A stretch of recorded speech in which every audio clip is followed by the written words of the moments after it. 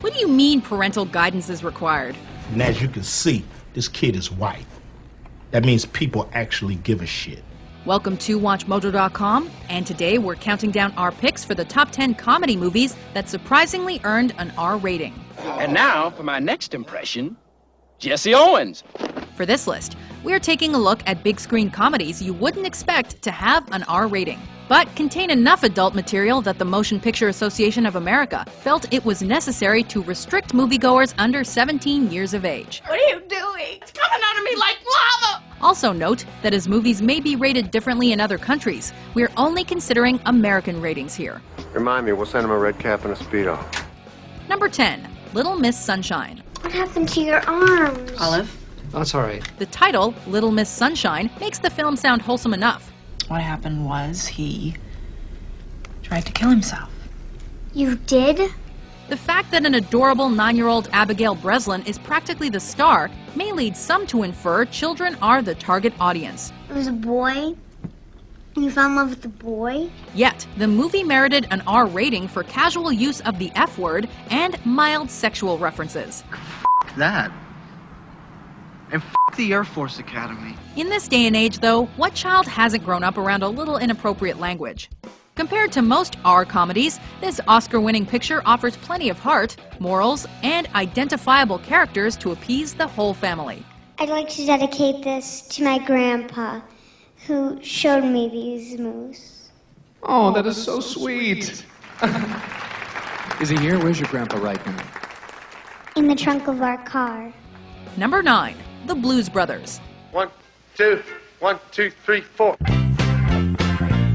Had it come out today and cut back on the cussing, the Blues Brothers might have been able to score a PG-13 rating. Who here at this table can honestly say that they played any finer or felt any better than they did when they were with the Blues Brothers? Since there was no middle ground in 1980, however, it was considered unsuitable for the PG crowd. Blues Brothers.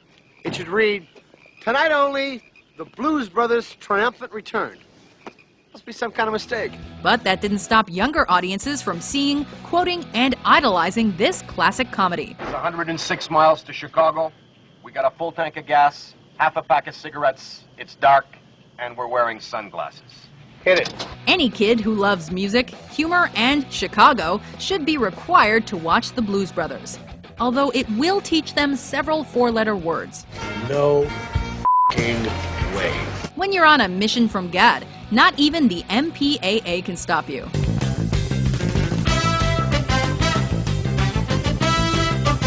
Number 8, 21 Jump Street. Down on Jump Street. 37 Jump Street. No, that doesn't sound right. Inspired by a corny police procedural series that was primarily marketed to teenagers, you wouldn't expect a picture with the 21 Jump Street brand name to contain anything especially hardcore. That's funny because we were actually Jump Street. But the 2012 screen adaptation was no after-school special. Guys, don't make me take you to the principal's office.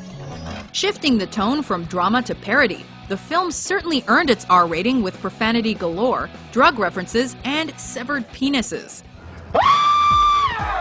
That's my dick! This never would have gotten past the TV censors back in the late 80s. But the reboot did meet Jonah Hill's vision of a, quote, R-rated, insane, Bad Boys meets John Hughes type movie. You two sons of bitches are going to college. Number 7, The 5-Year Engagement. I was gonna ask you to marry me tonight. Although the ads made The 5-Year Engagement look like a fairly innocent date flick, anybody who's seen Jason Segel's other comedies knew that this movie was bound to have some risque material. My penis is gonna look super small for a second. I've seen your penis every single way. Not this small. When stacked up against Forgetting Sarah Marshall, this edgy romantic comedy is actually pretty tame. I got a surprise for you. The leading man's big full frontal scene was cut from the final product, but his manly apron more than compensates for that loss. Thank you! I hate it here. I think it for... sucks here. I think it sucks my fucking dick. Good I hate you. it. I hate it here. Okay. Plus, Jason simply couldn't resist shedding a bit of his own skin too, helping to secure the film's R rating. Take your pants off. Let's do it. It's gonna look like a baby's dick. Okay, you're ruining the moment. I'm just gonna cut you off right now. Number 6. National Lampoon's Vacation. Boy. You'd think Vacation would be geared more towards families, seeing how it focuses on a family trip. Well, there's gotta be a phone or a gas station around here somewhere, honey. The Griswolds' journey to Wally World isn't exactly child-friendly, though. Let's not get into that again, sweetie pie, please. With swear words, occasional nudity, and underage drug use. Nevertheless, kids and parents alike can relate to the film's satirical approach to hellish car trips, where a new calamity awaits around every corner. Pardon me. I wonder if you could tell me how to get back on the expressway. Hey, f*** your mama. Thank you very much. Since the film hit the scene, raunchy road trips have become a staple of many R comedies. Of course, most of them center on horny college students to avoid confusion. I hope I didn't spoil your evening. No, it's been interesting. Well, enjoy the rest of your trip. Number 5. The Life Aquatic with Steve Zissou. Zissou here. Wes Anderson's movies are so whimsical that most of them almost appear family-oriented. Steve, this is my little nephew Werner. He wanted to meet you. Regardless, all of his pictures are really more for grown-ups, including the ones deemed appropriate for all ages. What killed us? Frankly, I better not. I don't usually try grass. The Life Aquatic submerges itself into adults-only territory due to a topless woman and characters that swear like sailors. In other words, you this. Most kids probably wouldn't understand the film's offbeat sense of humor anyway. If your 12-year-old is as precocious as the kids Anderson typically depicts in his pictures, though, this quirky comedy will be right up their alley. Supposedly, Cousteau and his cronies invented the idea of putting walkie-talkies into the helmet. But we made ours with a special rabbit ear on the top so we could pipe in some music. Number 4. Bridesmaids. What is that? I got engaged. What? A lot of dudes had the exact same preordained thought about Bridesmaids solely based on its poster. Chick flick. I'm not with anybody. I'm here solo. While the principal cast mainly consisted of those of the female sex, Kristen Wiig and company strived to prove that chicks could be just as dirty, not to mention as funny, as men. Ready to party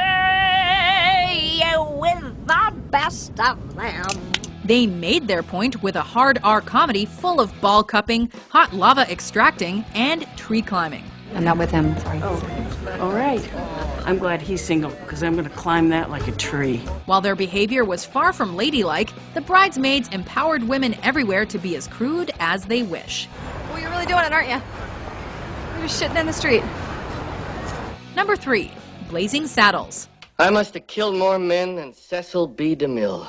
People today usually assume that modern comedies take more daring risks than the ones from yesteryear. Okay, is that it?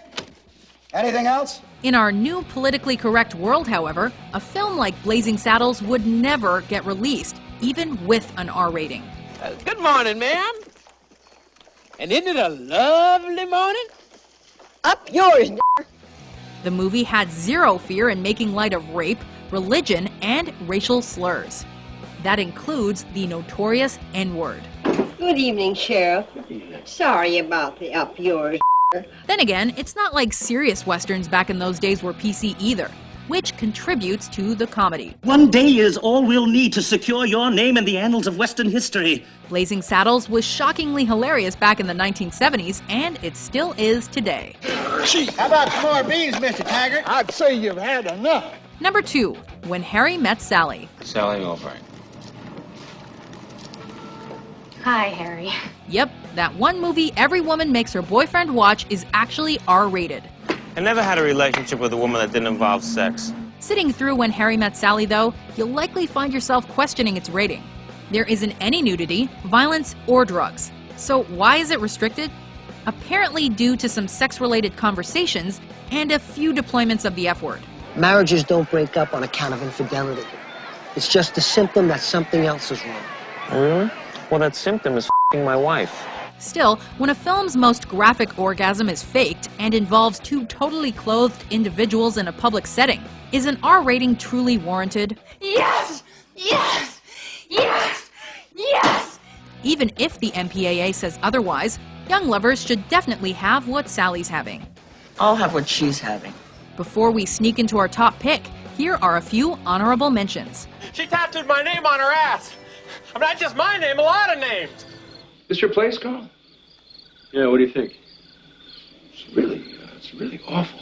We must pray that the other teenagers of Sherwood, Ohio, know the name of that righteous dude who can solve their problem. Come on, please let me out. I get really car sick. Please, please, Oh, please, please. no, that's terrible. Number 1. Planes, Trains, and Automobiles. That's the understatement of the year.